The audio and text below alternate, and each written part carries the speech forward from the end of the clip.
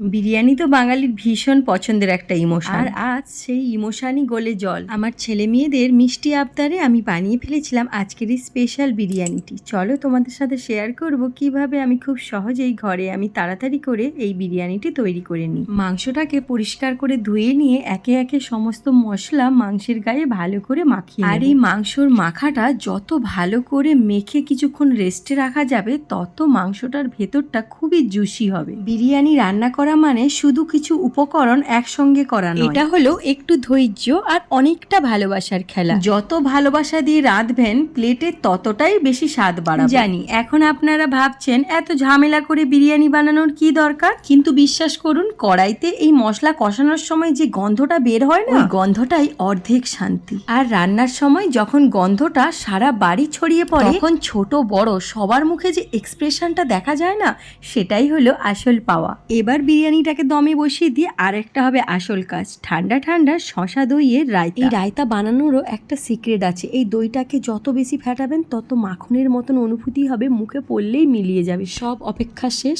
আমার ছোট্ট সোনাদের জন্য আমার বানানো স্পেশাল বিরিয়ানিটি হাজির। ওদের মুখে ওই এক চামচ তৃপ্তির হাসি দেখেই না রান্নাঘরের সমস্ত ক্লান্তি যেন এক নিমেষে উধাও হয়ে যায়।